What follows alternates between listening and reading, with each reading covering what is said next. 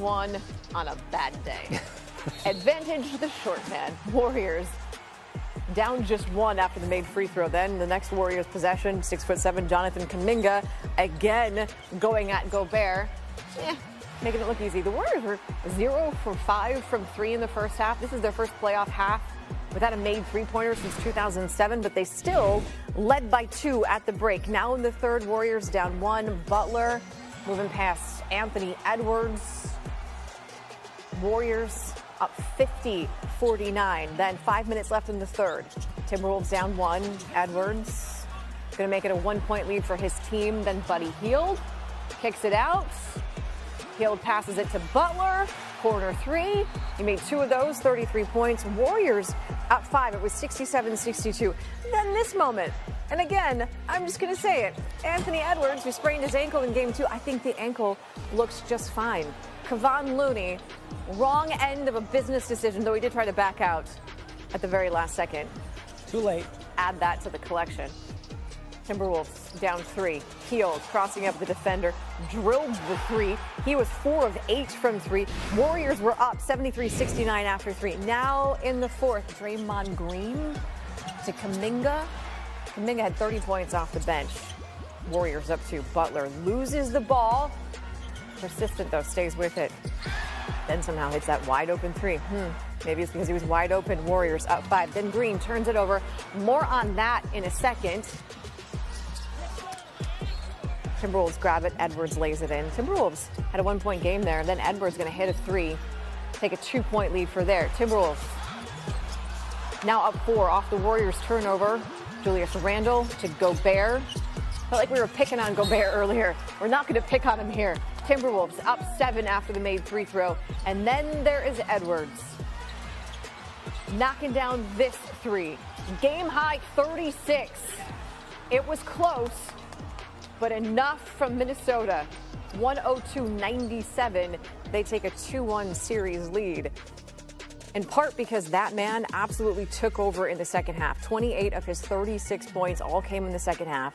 Third most points in any half in Timberwolves postseason history. Trailing Sam Cassell, 2004, and some guy named Anthony Edwards. Oh, that's right. He did that last year against the Suns.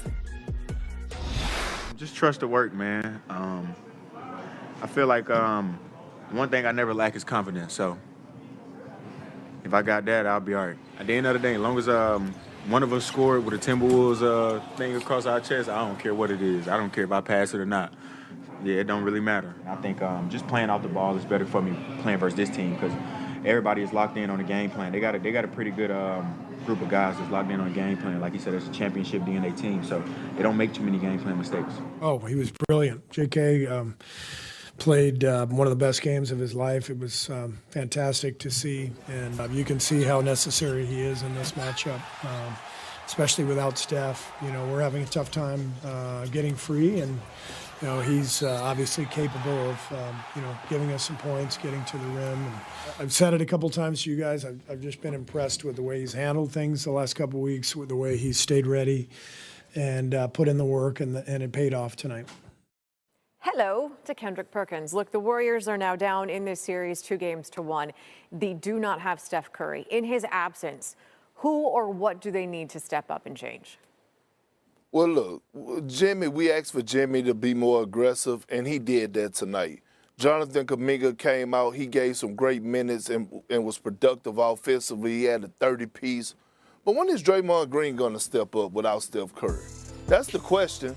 Some are wondering, in Game 2, was he trying to get ejected on purpose because Steph Curry wasn't playing? And then tonight, you have the assignment of stopping the number 2 option on Minnesota, which was Julius Randle, and he finished on your home court with a triple-double. And you fouled out. You did absolutely nothing to help your team. We know that Draymond is not going to score, but the fact that he disappeared defensively and he's supposed to be that leader and now this team need him the most without Steph Curry, their best player, was a total disappointment. The fact that you can say about anyone, you did absolutely nothing to help your team, is definitely not the direction you want to be talked about after a game.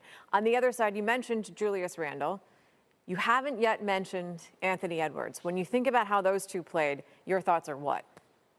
Nicole, there's certain people in this world that just give you life, right, and confidence. Mothers do, by the way. Moms give you life. Yeah, mothers do. And happy Mother's Day to you, too, by the way. Early Mother's Day. Anthony Edwards give people life. He give me life watching him through the television, right? And so I'm seeing Julius Randle play the best basketball of his career right now this postseason. I'm watching Anthony Edwards, who a lot of people had concerns about because he was struggling from the field, turn it up a whole nother level. Didn't come out in the fourth quarter, completely took this game over and matched Jimmy Butler energy and more from inside out. Julius Randle and Anthony Edwards playing the way that they're playing right now as a duo, not only are they going to win this series, but they have a legit chance at going to the NBA Finals. Ooh, they win this series in how many games? Oh, 6 minimum. Got it. All right, that's Kendrick Perkins. Big, bold comments out of you. Mm-hmm. You for Perk, by the way. The Knicks formula in this series with the Celtics: fall down by 20, then rally and win. Well, they got the first part right in Game 3. Struggled a little bit on the back half. Shooters shoot. Joe Mazzulla not changing a thing. Fire away, fellas. Jaylen Brown gets him going early. Then Jason Tatum, who has struggled in the first 2 games, did not struggle today. Derek White had 17 on the day. These are all falling. Then Brown, the kick out to Tatum. Again, straight on, knock it down. Celtics up 15 in the first. They're still going. Peyton Pritchard. Boston shot 86% from 3 in the first quarter. Tried to 86 the Knicks on their home court early. Up 16 after 1. To the second quarter. Knicks down 19 now. Karl Anthony Towns battling with Luke Cornett and comes away holding the hand, which was already wrapped a little bit. And then a little bit later,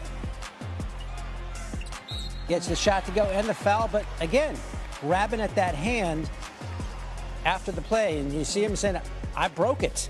He was asked about that post-game. Did you get an X-ray or anything? I'm going to let them tell you that. What happens in this locker room stays in the locker room. I'll take that as a yes. Yes, I did get an X-ray. We'll see what happens. Under 3 minutes left in the quarter. Tatum again, straightaway 3. Celtics up by 20. Last minute of the half. Jaylen Brown knocked in another one. He had 19. Celtics up by 25 points at the half, and they really never wavered. There was no comeback. There was no rally from the home squad. Peyton Pritchard again. New playoff career high with 23. Celtics by 29. Then the 38-year-old Al Horford defending his position. Here's Jaylen Brown with the reaction to that block. I got 5 kids. Yeah, Al, I got 5 kids. Yes, Al does have 5 kids, really. He's productive on and off the floor. And then Brown to Tatum, his 5th 3, 22 points. Celtics routed the Knicks at MSG. No late wobbles, no let up for the champs in this one. We won the end of quarters, and we didn't have 11 live ball turnovers. I can't stress to you the importance of not throwing the ball to the other team so they get out in transition. You don't get into the journey for it to be easy. So it's been dark, but in a good way. Dark? How dark? Like, what's that mean? I mean, like, you just got to tap into your darkness, and that's it. Like, so we got to do it. That's it. If you want to be special, if you want to be great, you got to win some games on the road. But more importantly, it's just about responding, right? We want to be perfect. We want to, win every game. But, I'm not perfect. And there's times where, I've needed to play better. I've needed to do more. And, that's what comes with being, that guy. Everything that we need to do has to be done with more intensity, more urgency, more force. Just from that standpoint, like, it's not anything schematically. It's more, do we want it? And tonight, obviously, it wasn't the answer. They're a great team. They have the experience. They're the defending champs. They have all that. I just don't think we want to be in the hole, a 20-point hole each game. It's not going to suit us well. Boston's poor three-point shooting, very much a talking point through the first 2, but the Celtics knocked down 20 of 43s in Game 3. Back of the envelope math tells me that's right around 50%. It's also the Celtics' most makes in any playoff game this postseason. In the first 2, Boston made a combined 25 threes on exactly 100 attempts. Again, I got that as 25%, Nicole. Good math. Thanks.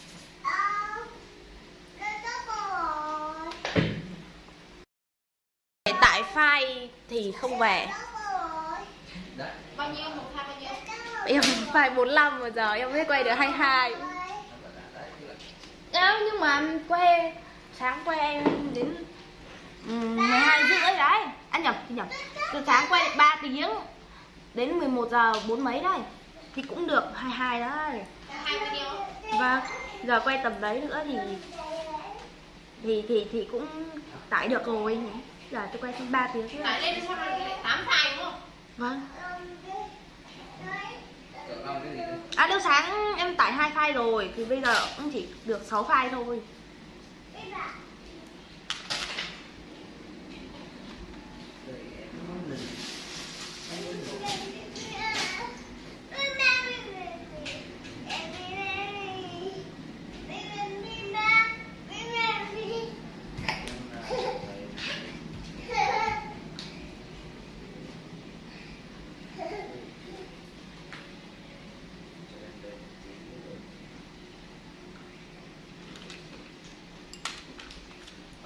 Nó càng gần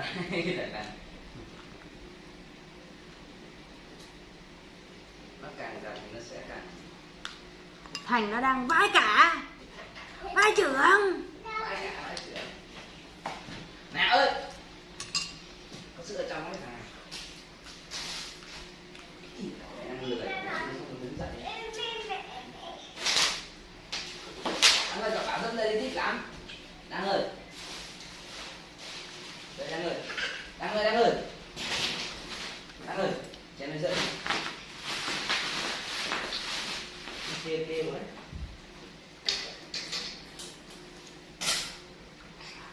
Thành bảo ngại vãi trưởng. Có gì mà ngại? Hay em bảo mặt thì rẻ. Vậy đây chỉ có tiền. Có cái cực tiền. Nó chỉ đợi đến 20 của ta thôi.